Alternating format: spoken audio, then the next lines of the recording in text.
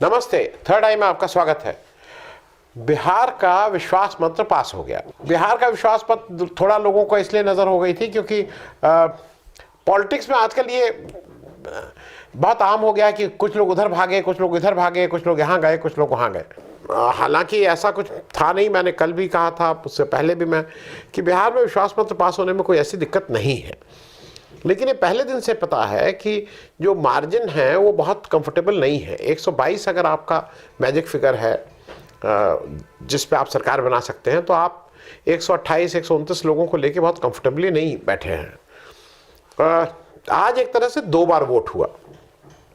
अब टेक्निकली चूंकि विश्वास मत के लिए ये सदन बुलाया गया था, इसलिए दोबारा वोट हुआ, नहीं तो पहली बार वोट हो जाने के बाद कोई ऐसी जरूरत थी नहीं।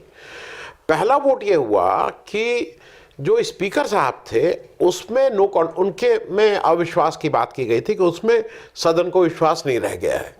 इसकी नोटिस एनडीए ने दी थी, बीजेपी और जेडीयू वाले गठबंधन ने, और पहले उस पर वोट हुआ।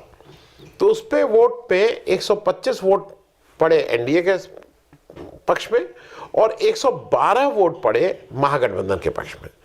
तो 125 आप समझ सकते हैं कि 3 ही वोट ज़्यादा थे 122 से।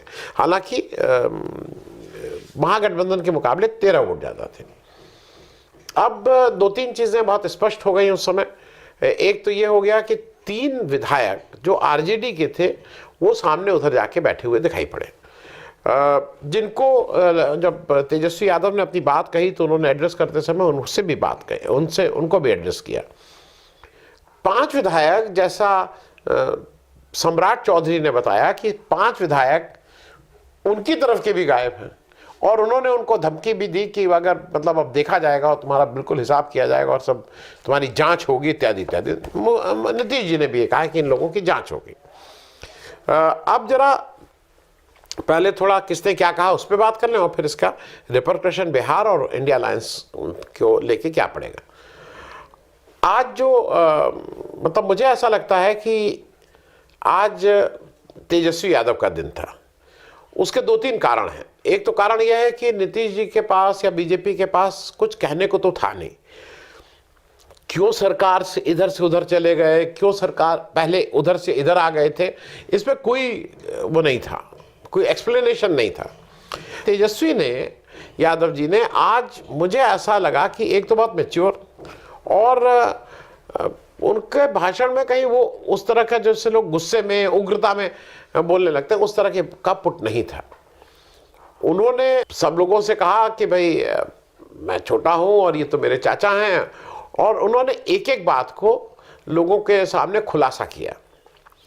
कौन नीतीश जी के बारे में क्या कहता था, कौन नीतीश जी को क्या कहता था, ये भी उन्होंने सदन में ठीक से बताया।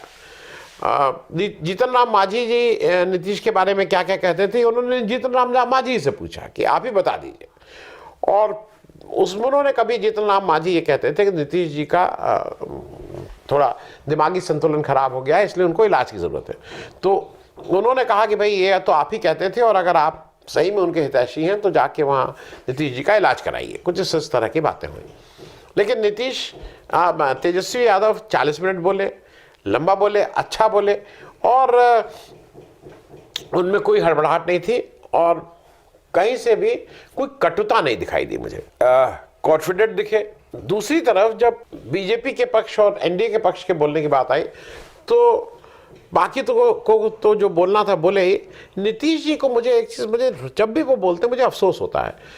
नीतीश जी मालूम नहीं क्यों अब गुस्सा बहुत जल्दी होने लगे हैं, या तो उम्र का तकाजा है कि वो जल्दी गुस्सा होते हैं, जबकि नीतीश जी इतनी जल्दी प्रोवोक नहीं होते थे, लेकिन अब वो प्रोवोक खट से होते हैं और बिना कारण के होते हैं। उन्होंने भी अपना भाषण दिया, उन्होंने भी कोई जस्टिफाई तो कर नहीं पाए कि हम क्यों गए थे। कि अब उन्होंने वही बार बार कहा कि 7 निश्चय मैंने पहले किए थे, उसी निश्चय पे चला, तो 2015 में भी 7 निश्चय के वजह से ही हमें वोट मिले, जब मतलब ये महागठबंधन में थे, और इस बार जब मैं आया तो फिर से 7 निश्चय के 2 में करके आया, और वही 7 निश्चय थे। उनका कहना ये था, उनके और तेजस्वी जी के बीच में मेन ये था, तेजस्वी का कहना यह था कि आप ने जो भी रोजगार देने की बात या जो अच्छे काम किए, वो 17 महीने में हम लोगों ने आपने मिलकर बहुत काम किए, तो अकेले आप उसका क्रेडिट ना लीजिए। नीतीश जी का के भाषण में था कि नहीं मैंने ये सब किया और बाकी किसी से कोई मतलब नहीं था, मैं ही इसको 18 साल से कर रहा हूँ। हालांकि उन्होंने वो तंज करते करते बच गए, लेकिन 9 महीने का जो जीतन राम मांझी का वो था उसको भूले नहीं है। हालांकि इन्होंने उनको चीफ मिनिस्टर बनाया था, लेकिन बाद में जीतन राम मांझी इन्हीं के अगेंस्ट हो गए थे, तो उस पर भी उन्होंने एक पासिंग रिमार्क तो ज़रूर दिया। उसके बाद शायद ये लोग इतना प्रेशर में थे कि जब विश्वास मत की बात हुई तो ऑपोजिशन ने वॉकआउट किया। नीतीश जी का अच्छा, उसके बाद स्पीकर ने कहा कि भाई जो डिप्टी स्पीकर थे वही एक्टिंग स्पीकर हो गए। उन्होंने ही कहा कि नहीं, इस पे प्रस्ताव पड़ा और फिर उन्होंने कहा ध्वनि मत से पास। अब नीतीश जी का इंसिस्टेंस था कि नहीं, ध्वनि मत से नहीं, वोट कराइए जिससे ये दर्ज हो कि कितने लोग इधर हैं। वो नंबर्स की बात करना चाह रहे थे। तो जब वोट हुआ तो 129 मत उनके पक्ष में पड़े थे और इधर 0 मत था, मतलब ये लोग तो वॉकआउट कर गए थे। तो एक मुझे ऐसा लगता है कि सरकार 2024 लोकसभा तक कुछ लोग कहते हैं कि चल जाएगी, लेकिन ये तय है, इसमें कहीं कोई दो राय नहीं है कि 2024 लोकसभा इलेक्शन के बाद बीजेपी हारे जीते, आरजेडी जीते हारे, जेडीयू जीते हारे, लेकिन ये सरकार नहीं चलेगी। ये आज आप अगर सदन देख रहे होते तो ये बिल्कुल निश्चित है, 2024 लोकसभा के बाद ये सरकार तो नहीं चलेगी। अब एक बात यह है कि क्या ये 2024 लोकसभा इलेक्शन से पहले गिर सकती है? हो क्या रहा है जो अभी तक आप देखिए, आरजेडी की तरफ से कोई प्रोएक्टिव एक्शन नहीं लिया जा रहा है कि उसको तोड़ो, उसको फोड़ो, उसको लाओ, इसको ये करो। बीजेपी, मतलब मुझे कभी कभी ये लगता है कि एक हिंदी कहावत है, उल्टा चोर कोतवाल को डांटे। सारी जगह की सरकार गिराना, पैसे देना, ईडी भेजना, सीबीआई भेजना, इनकम टैक्स भेजना करें बीजेपी, और यहां पे आके कहें कि यहां तो नीतीश, यहां लाखों रुपए ऑफर हो रहे हैं लोगों को इधर से उधर। अरे आप जहां पे गए हैं वहां लाखों नहीं, वहां करोड़ों की बात होती है। तो किसको कितना ऑफर हो रहा है, कौन कितना लिया है, ये इस पे बात नहीं करनी चाहिए नीतीश जी, क्योंकि ये अजीब सा लगता है। आप एक ऐसी पार्टी में गए हैं जो स्पेशलाइज करती है सरकारें गिराना, विधायक खरीदना, डराना धमकाना, उसमें आप जाके जब ये सब बातें करते हैं तो वो थोड़ी हंसी की बातें लगती हैं। बिहार में नीतीश जी के जाने से सेटबैक इसमें जरूर कोई दो राय नहीं कि सेटबैक है। तेजस्वी यादव ने बिल्कुल ठीक कहा कि इनकी स्थिति खराब थी, लेकिन एक चीज हरदम ध्यान रखिएगा कि बिहार में इंडिया गठबंधन को 1 सीट मिली थी उसकी, और एनडीए की 39 सीटें हैं। अभी ये स्पष्ट नहीं हुआ है कि चिराग पासवान क्या करेंगे। चिराग पासवान ने अपना रोल तो ये कहा है कि भाई जहाँ जहाँ जेडीयू के कैंडिडेट होंगे वो उनका विरोध करेंगे, वहाँ अपने कैंडिडेट लड़ाएंगे, लेकिन उससे कितना डैमेज होगा ये अभी आकलन इसका अभी बहुत जल्दी ये करना। दूसरा मुझे ये लगता है कि नीतीश जी का उधर जाने से उनकी 16 में, मतलब उनके 16 सिटिंग एमपी हैं, उसमें से कितने को टिकट मिलेगा, क्या सबको मिलेगा कि कुछ टिकट काटे जाएंगे, उसमें से कितने जीत के आएंगे, ये अभी प्रश्न तो बना ही हुआ है। लेकिन एक चीज़ तय है, मामला बराबर का है। कोई ऐसा नहीं है कि बीजेपी और जेडीयू बहुत आगे निकल गए हैं, आरजेडी बहुत पीछे, मामला बराबर का है। अब देखना यह है कि ये 20-20 सीट दोनों को मिलती हैं कि किसी एक पार्टी को 25 मिलती है, दूसरे को 15 मिलती है, लेकिन 1 और 39 तो नंबर नहीं रहेगा, चाहे किसी के पक्ष में रहे, ये भी तय हो गया है। मैं एक चीज़ और इसलिए उसमें कहना चाहूँगा कि कुछ नैरेटिव हमारे जो मीडिया जो दोस्त हैं, जो गोदी मीडिया नहीं है, जो जेन्युइनली चाहते हैं कि देश का लोकतंत्र बचा रहे, देश का लोकतंत्र मजबूत हो, जो चाहते हैं कि भाई इस देश में का संविधान के अनुसार ये देश चले, ऐसे जेन्युइन लोग, उनको कहीं से एक नैरेटिव वो जाने अनजाने आजकल खूब प्ले कर रहे हैं, और मुझे थोड़ा अजीब अटपटा सा लगता है वो नैरेटिव। आप किसी डिबेट में देख लीजिए, जो नोन लोग हैं कि भाई ये लेफ्टिस्ट हैं, ये समाजवादी था, वो सब लोगों का एक ही काम होता है डिबेट डिस्कशन में आना, और फिर जब उनका मौका आया तो केवल और केवल एक बात करना कि कांग्रेस पार्टी कितना गड़बड़ कर रही है। राहुल गांधी को तो ये करना चाहिए था, उनके जो एडवाइज़र हैं वो ठीक नहीं है, उनके जो मतलब उनको क्या क्या करना चाहिए ये सब लोग बताते हैं। वो ये भारत जोड़ो यात्रा का समय नहीं है, इस समय तो यहाँ बैठना चाहिए था, ये इससे कोई फायदा नहीं है, और इत्यादि इत्यादि। आप इतनी राय और इतनी मीमांसा मोदी जी और बीजेपी की कभी किया है आपने? जितना आप इनको बताते हैं ऐसे करना चाहिए, ऐसे करना चाहिए, वहां क्यों नहीं बताते हैं, वहां क्यों नहीं बोलते हैं? वहां पे भी तो बोलना चाहिए। जब आप उम्मीद ये करते हैं कि इस देश में जो कुछ खराब हो रहा है उसको ठीक करने की जिम्मेदारी कांग्रेस की है, जो कि सत्ता में नहीं है, और जो सत्ता में बीजेपी और मोदी जी, उनसे आप प्रश्न नहीं पूछते हैं। क्यों नहीं पूछते हैं किसी भी बात पे अगर प्रश्न हो तो?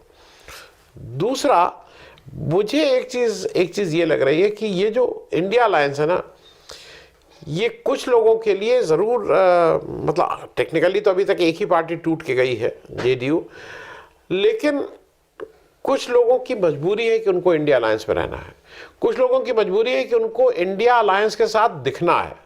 और उसका एक बड़ा कारण यह है कि कुछ वोट ऐसे हैं देश में जो मोदी जी के विपक्ष के वोट हैं। वो चाहे कुछ हो जाए, वो मोदी जी के विपक्ष में वोट डालेंगे। मान लीजिए मोदी जी के पक्ष में डालने वाले 35% है, तो विपक्ष में डालने वाले भी 25-30% से ज़्यादा ही होंगे। मैं कैसे ही और कुछ लोग ऐसे हैं जो निर्णय लेंगे जब इलेक्शन आएगा, कैंडिडेट देख के, वो देख के, बाकी नैरेटिव देख के, तब वो निर्णय लेंगे कि हम किस तरफ हमारा वोट जाएगा। ऐसे समय में इंडिया अलायंस कम से कम एक धुरी तो बनी गया है कि मोदी जी के विपक्ष की धुरी इंडिया अलायंस है। उसने यहां तक तो अपने को एस्टैब्लिश कर लिया है, और इसमें कोई दो राय नहीं कि इसके सूत्रधार नीतीश जी थे। आज भी उन्होंने उसका जिक्र किया कि यहाँ कुछ हो ही नहीं रहा था, और वो जो दलील दे रहे हैं ना कि मैंने क्यों छोड़ा, वो बड़ी लचर दलील है। लचर क्या है? वो थोड़ी बच्चों वाले बहाने हैं, मतलब वो कोई सॉलिड बहाना नहीं दे पा रहे हैं नीतीश जी, कोई सॉलिड आंसर नहीं दे पा रहे हैं कि उन्होंने इधर से उधर क्यों गए। लेकिन इंडिया गठबंधन, नीतीश जी ने जिस काम को स्टार्ट किया था, उसने शेप ले लिया है, और ये अब दिखने लगा है, बीजेपी को भी दिख ही रहा है, तभी इतना डेस्परेशन है। ये दिखने लगा है कि इंडिया अलायंस काफी जगह ठीक है, लोग बार बार कह रहे हैं कि यहाँ झगड़ा, वहां कोई झगड़ा नहीं है। जहां जहां जिसको टूटना था वो टूट के जा रहा है। यूपी में कौन सा झगड़ा है? यूपी में सेटलमेंट हो गया। महाराष्ट्र में कोई झगड़ा नहीं है, महाराष्ट्र में सेटलमेंट हो गया। झारखंड में कोई झगड़ा नहीं है, बिहार में कोई झगड़ा नहीं है। तो झगड़ा कहाँ है? जिसको तो छोड़ के जाना तो चला ही गया ना, तो झगड़ा वाली कैटेगरी में नहीं आएगा। झगड़ा तो तब है जब इंटरनल झगड़े हो रहे हो। जैसे हरियाणा में कुमारी सैलजा और भूपेंद्र सिंह हुड्डा में हो रहे हैं, हर स्टेट में है। मतलब कांग्रेस के अंदरूनी झगड़े समाजवादी पार्टी के अंदर, सब पार्टीज में होते हैं। तो इंडिया अलायंस के लिए ये नैरेटिव बनाना है कि बहुत नुकसान, बहुत नुकसान, बहुत नुकसान, मुझे नहीं लगता है कि वोट के टर्म्स में या उसके टर्म्स में नुकसान है। इनिशिएटिव के उस तौर पे या नाम बदनाम होने के तौर पे ज़रूर नुकसान हुआ है, इसको वो नहीं, लेकिन इसको कितनी जल्दी कवर कर लेंगे, कितना कवर कर लेंगे, क्योंकि एक चीज़ ध्यान दीजिएगा, हरदम जब विपक्ष का वोट पड़ता है तो जनता स्वतः निकल के वोट देती है। विपक्ष के पास ना उतनी मशीनरी होती है, ना उतने आर्टिकुलेट होते हैं, जनता ही बाहर निकल के वोट देती है। आप किसी चुनाव की बात कर लीजिए, किसी चुनाव में। उसी तरह से इस बार के चुनाव में भी अगर एक बार जनता मन बना रही है और ये ठान ले रही है कि मुझे बीजेपी को और मोदी जी की नीतियाँ नहीं पसंद हैं, मुझे उनको हराना है, तो फिर बहुत सी चीज़ें, आपकी कितनी सीटें, कितने % वोट क्या है, इसका बहुत मायने नहीं रह जाता है। तो आज नीतीश जी ने तो फ्लोर टेस्ट पास कर लिया। अब रोज़ कुछ ना कुछ नया देखने को मिलेगा, और मुझे लगता है कि बिहार की राजनीति 2024 के बाद तो चेंज होगा ही होगा, लेकिन 2024 तक भी इतनी स्टेबल रहेगी इसकी गारंटी नहीं दी जा सकती है। थैंक यू सो मच, बहुत बहुत धन्यवाद।